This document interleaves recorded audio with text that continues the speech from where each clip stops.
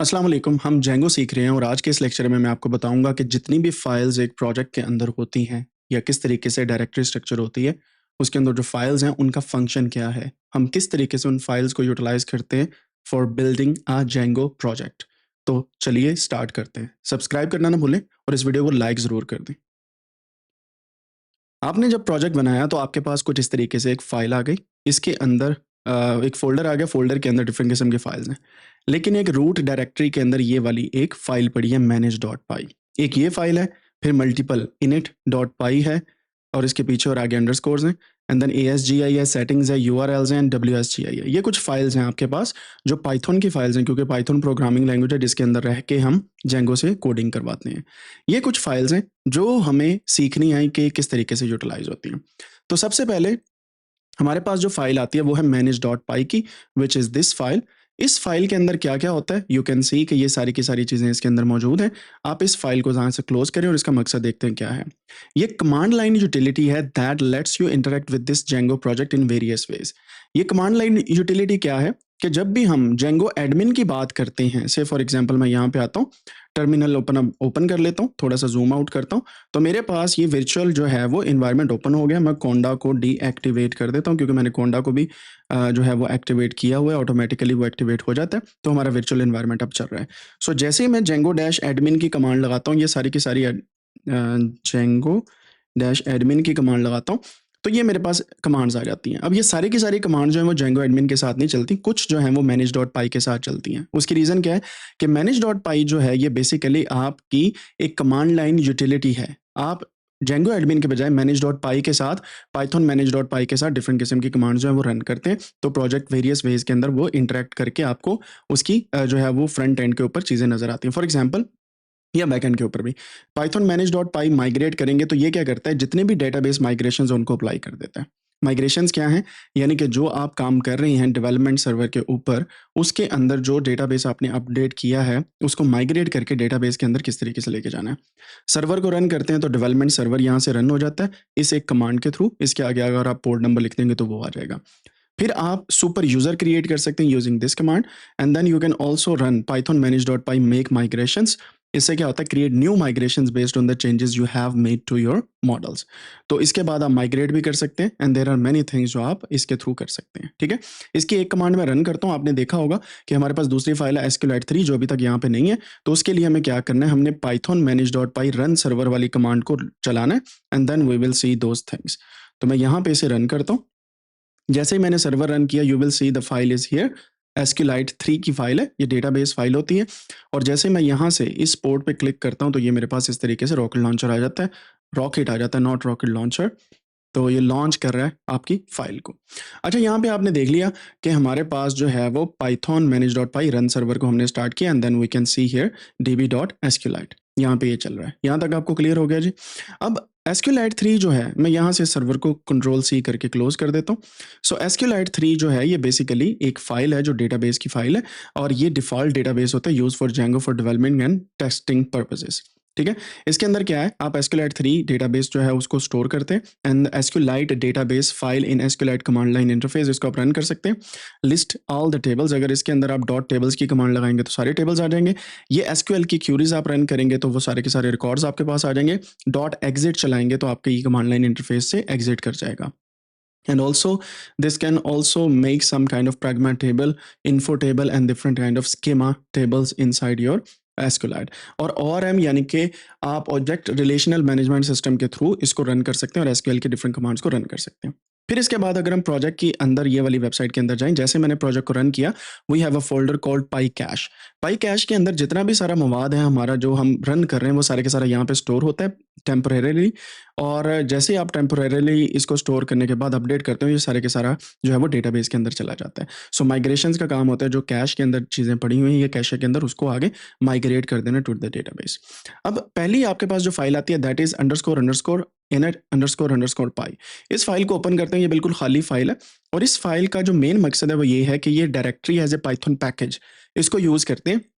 ये बेसिकली इस एक फाइल के अंदर जितने भी पाइथन पैकेज हैं, आप उसको लिस्ट करते जाएँगे और उनको रीयूज़ कर सकते हैं। फॉर एग्ज़ाम्पल आपने एक पाइथन पैकेज बनाया, उसको रीयूज़ करना है, then you should run that here. और इसकी जो मेन यूज़ है वो ये है कि आप इसको जो हमारे पास ड्राई प्रिंसिपल है, जैसे डोंट रिपीट योरसेल्फ मेथड है, उसके थ्रू आप इसे यूटिलाइज़ कर सकते हैं। और पाइथन पैकेजेस जो आप बनाएँगे, जो आने वाले दिनों के अंदर आप देखेंगे डायरेक्टरी को, वो यहाँ से आप बेसिकली इन्हें लिंक कर सकते हैं। इसका यूज़ हम देखेंगे आने वाले दिनों के अंदर। Then we have settings.py। settings.py के अंदर डिफरेंट किस्म की हमारे पास कमांड लाइन जो है वो टर्मिनल के अंदर डिफरेंट किस्म की हमारे पास यूटिलिटीज़ हैं। इसके अंदर से फॉर एग्जांपल हमारे पास ये मैंने पाइथन डॉट पाई की settings.py की फाइल ओपन की है, तो यहाँ पे हमारे पास पाथ आ जाएंगे। इसका मतलब है हर किसी का पाथ जो है वो हम यहाँ पे देंगे, यानी कि ये हमारी रूट डायरेक्टरी है जो इस वक्त जहाँ पे हम काम कर रहे हैं। इससे रिलेटिव पाथ या हम एब्सोल्यूट पाथ जो है वो आगे दे सकते हैं, ठीक है। फिर हमारे पास सीक्रेट की होती है जो इसी पाइथन प्रोजेक्ट के लिए होती है। ये सीक्रेट की यूज़ की जाती है प्रोडक्शन सीक्रेट्स के लिए, यानी कि अगर आपने कोई भी प्रोडक्शन सीक्रेट लेके आना। फिर एक इंपॉर्टेंट चीज़ जो settings.py की है वो है debug is equal to true. ये इसके साथ इन्होंने वार्निंग भी दी हुई है। आप क्या करते हैं, डीबग की टर्मिनोलॉजी तब यूज़ करते हैं, ये क्या करता है, जब भी आपकी वेबसाइट या प्रोजेक्ट के अंदर कोई भी मिस्टेक्स होंगी, यानी कि आपने कोई गलती कर दी अपने प्रोजेक्ट के अंदर, वो प्रोजेक्ट जो है वो गलती जो है वो आपको सामने देगा डेवलपमेंट प्रोसीजर के अंदर, डिप्लॉयमेंट से भी पहले। तो जब आप डीबग को ट्रू करेंगे, इसका मतलब अगर आपके प्रोजेक्ट में कोई गलती आ जाती है, you can actually see that by using debug is equal to true. यहाँ तक क्लियर हो गया? अगर आप डिप्लॉय कर रहे हैं, then you have to make it false. जब आपने डिप्लॉय करना है इस प्रोजेक्ट को या वेबसाइट को, then you have to write it false. उसकी रीज़न ये है कि आप अपनी आवाम को, जो आप विजिटर हैं आपकी वेबसाइट के, उन्हें उनकी जो प्रोजेक्ट के अंदर गलतियाँ हैं वो नहीं दिखाएंगे। ट्रू करेंगे सिर्फ डेवलपमेंट प्रोसीजर के लिए। सो इन्होंने यहाँ पे वार्निंग भी दी है कि इसको आपने फॉल्स करना है जब आपने इसको डिप्लॉयमेंट या प्रोडक्शन के अंदर लेके जाना है। And there are few hosts. इसके बाद आपके पास चलते हैं जी settings.py के कुछ मकासद हैं, जैसे debug is equal to true अगर करेंगे या ऑन करेंगे या ऑफ करेंगे, तो ये आपका basically development and deployment procedures के ऊपर इंपैक्ट करेगा। डेटाबेस की डिक्शनरी इसके अंदर होती है, जिसके अंदर डेटाबेस की कॉन्फ़िगरेशन होती है। से फॉर एग्जांपल यहाँ पे अगर आप देखें तो आपके पास मल्टीपल चीज़ें जो हैं इस एक स्पेसिफिक फाइल के अंदर चल रही हैं, जैसे ये डेटाबेस की कॉन्फ़िगरेशन है कि SQLite 3 के अंदर क्या-क्या मौजूद है। And then we have installed apps. अगर आप थोड़ा-सा ऊपर जाएँगे तो इसी settings.py के अंदर आपके सामने यहाँ पे इंस्टॉल्ड ऐप्स पड़ी हुई हैं। अब जैसे आप पाइथन की डिफरेंट कमांड्स रन करते हैं, जेंगो के अंदर डिफरेंट ऐप्स बनाते हैं, तो वो उसकी इन्फॉर्मेशन जब तक आप settings.py की फाइल के अंदर ऐड नहीं करेंगे, वो ऐप यानी कि वो एक प्रोजेक्ट, साइड प्रोजेक्ट या बेस प्रोजेक्ट आपके पास रन नहीं करेगा जेंगो के अंदर। So you need to add that here in settings.py की फाइल, ठीक है। सो settings.py के अंदर मल्टीपल आप काम करते हैं, यानी कि ये वाली जितनी भी इन्फॉर्मेशन है इसको अपडेट करते हैं, जिससे क्या होता है पूरे प्रोजेक्ट के अंदर पता चलता है कि आपने जो ऐप बनाई है वो क्या है, मिडलवेयर आपके पास कौन सा है, रूट का यूआरएल कॉन्फ़िगरेशन कहाँ पे पड़ी हुई है, यानी कि कोडेनिक्स के अंदर यूआरएल्स जिसको हम अभी देखते हैं, और फिर हमारे पास टेम्पलेट्स इसके अंदर होते हैं, देन WSGI एप्लीकेशन इसके अंदर हमारे पास होती है, और डेटाबेसेस वगैरह इसके अंदर होते हैं। अगर आपने ऑथ पासवर्ड यानी कि ऑथेंटिकेशन पासवर्ड वगैरह लगाने हैं, सुपर यूज़र बनाना है, तो उसकी भी वैलिडेशन और डिफरेंट प्रोसीजर्स इसी के अंदर settings.py के अंदर दिए जाते हैं। कोड की लैंग्वेज अगर इंग्लिश यूएस है, टाइम आपने क्या रखना है, स्टैटिक फाइल्स कहाँ पे पड़ी हुई हैं, डायनामिक कहाँ पे पड़ी हैं, you have to mention all these settings in this folder. ठीक हो गया जी? इन settings.py फाइल। तो ये होगी settings.py। फिर हमारे पास आती है urls.py। settings.py के अंदर आपने बताना है कि यूआरएल्स कहाँ पे पड़े हैं, फिर उस यूआरएल्स की फाइल के अंदर आप सारे के सारे यूआरएल्स जो है वो ऐड करते जाते हैं। या फॉर एग्जांपल अगर हम एडमिन / यूज़ करेंगे, इसका मतलब है admin.site.url, ये इसके ऊपर आपका एडमिन वाली सारी कमांड चलेंगी, यानी कि एडमिन सेटिंग जो भी आपने करनी है वो इस एक यूआरएल पे चलेंगी।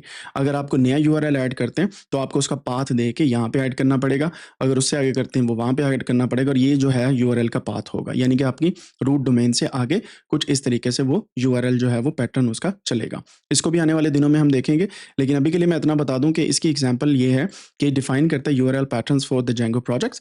एग्जांपल में इसकी पाथ है, फॉर एग्जांपल एडमिन है, एडमिन साइट डॉट यूआरएल है, ये क्या करता है, ये राउट करता है request to the Django admin interface. जो भी आप काम करते हैं वो जेंगो के एडमिन इंटरफेस के ऊपर रिक्वेस्ट चले जाएगा।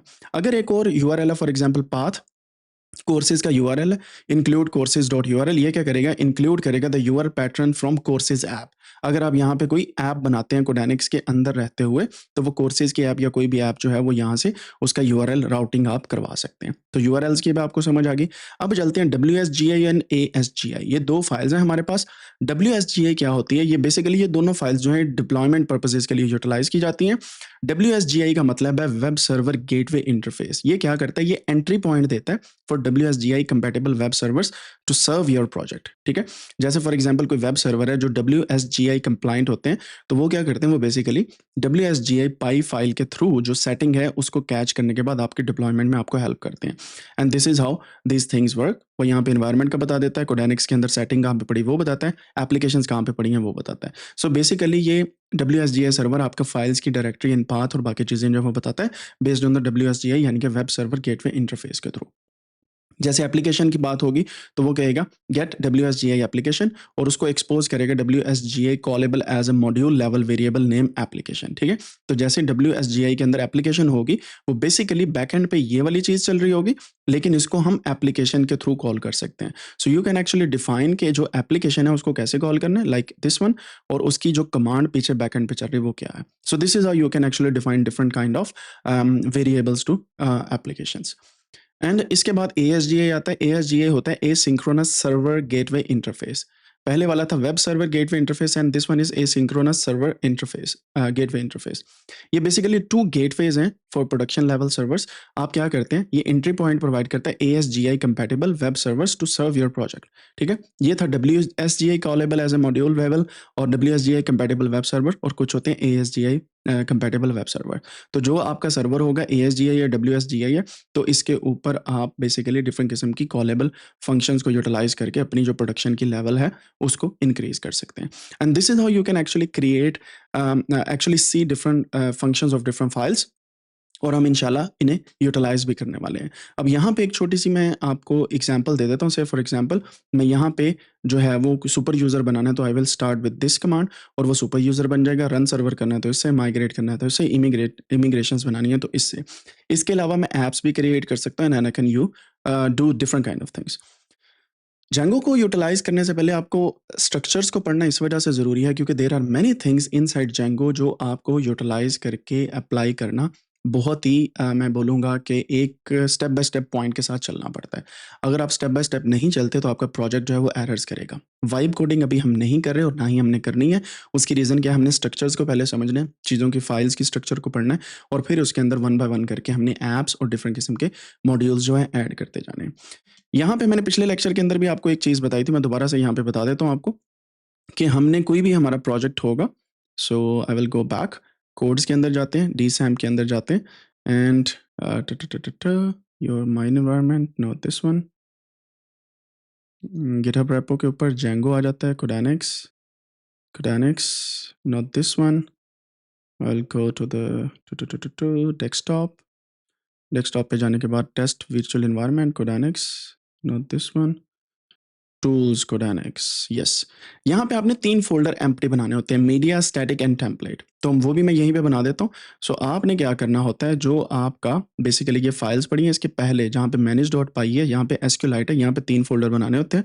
एक होता है मीडिया, दूसरा होता है static, sorry inside there static.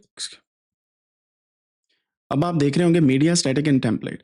अब आप जब यहाँ पे क्लिक करेंगे तो इसका मतलब है रूट डायरेक्टरी सेलेक्ट हुई है। अगर आप यहाँ पे क्लिक करते हैं इसका मतलब स्टैटिक है। तो मैं यहाँ पे क्लिक करके टेम्पलेट बनाऊंगा, टेम्पलेट्स, ठीक है। सो 3 हमने फोल्डर बना लिया which we are going to use when we are making some kind of project in future. See you in the next lecture. Follow करना ना भूलें, सब्सक्राइब भी कर दें, लाइक भी कर दें इस वीडियो को, और कमेंट सेक्शन में मुझे बताइएगा कि WSGI एंड ASGI के अंदर आपको क्या फ़र्क समझ आया और इसका फर्दर आप किस तरीके से हमें समझा सकते हैं या अपने दोस्तों को समझा सकते हैं कि WSGI क्या है और ASGI क्या है। See you in the next one.